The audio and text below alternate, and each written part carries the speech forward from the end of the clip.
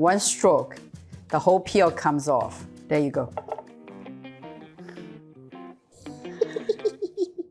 Hi everybody, this is Judy from The Walks of Life. Today we're gonna make Mango Sago, a very refreshing, tasty, and satisfying dessert. No baking, you do have to boil the sago. Other than that, everything else goes together very quickly with some coconut milk, sweetened condensed milk, and a splash of vanilla. It is very important that you choose ripened mango, like you press and it's soft. That means it's ripened and it's ready to be eaten. If all the mango in the stores are hard, put it on a counter, let it ripen. It takes a couple of days. It will turn from green to red. The tapioca comes in various sizes. You can use all those different sizes.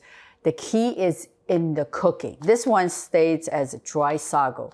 So this is the perfect size. We do have a recipe on our blog, how to cook tapioca pearls. We need half a cup.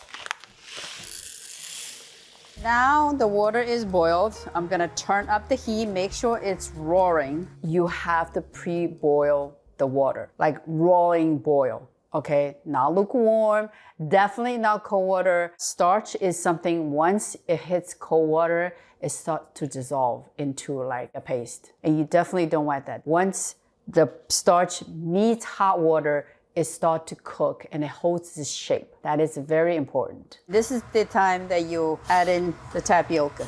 And now I can set the timer for 20 minutes. The cooking time really depends on the size of your sago or tapioca pearls. You may have to do this a couple of times, meaning boil, turn off the heat, let it sit on its own heat, and then repeat basically until it's fully cooked. And this is why for this particular dessert, for me, I like to use smaller ones. You get the texture and the chewiness without spending too much time in the kitchen.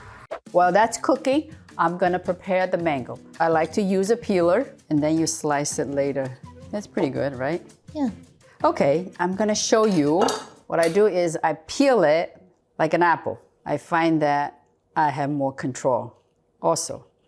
That's if you're a good peeler. Yes, this requires elite Asian mom knife skill. Yes. Actually, this is a little fun fact of my grandmother. My grandfather died very early. My grandmother had to raise 5 kids. They were all very little at that time.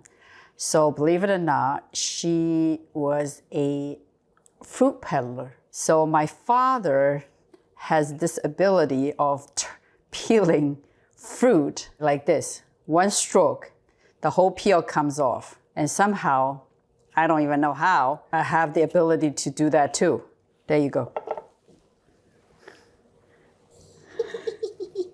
Mango has a pit inside.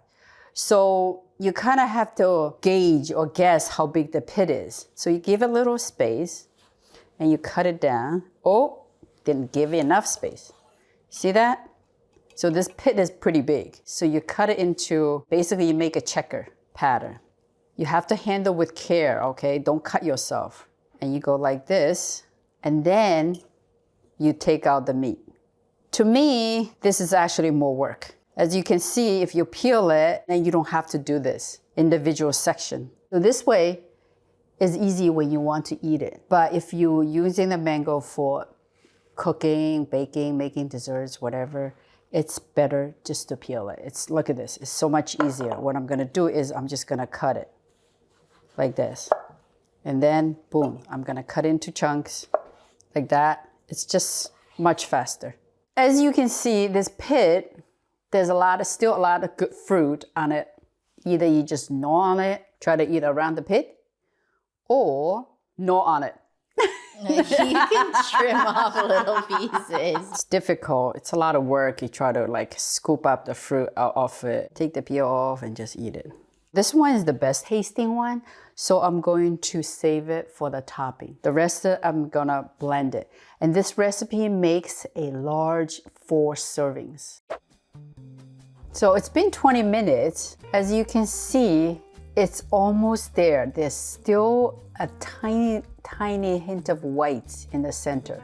Based on the situation, I'm just gonna let it sit for maybe 2-3 minutes or 5 minutes maximum. The goal is to cook it completely through and there's no white dots.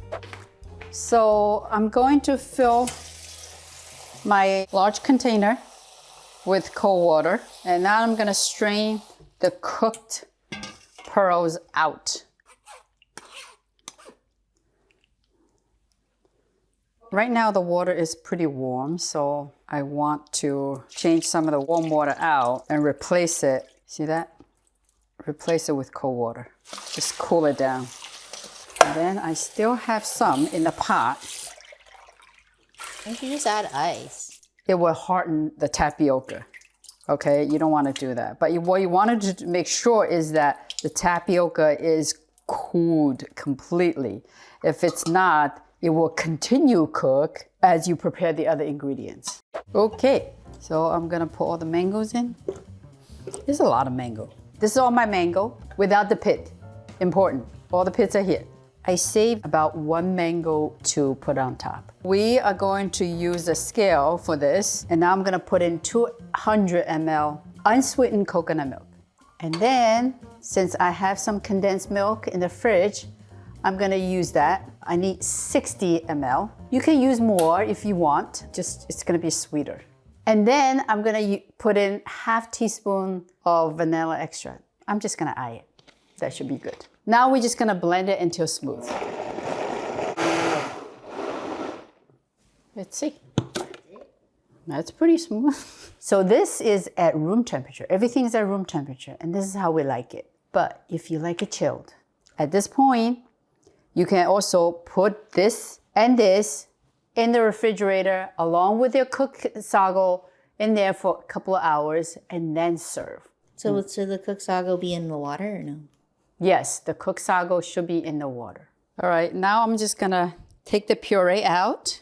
I like to use a rubber spatula because you really get everything. There's no waste. I hate wasting food. The cooked sago, make sure you strain the water out, then you add it to it.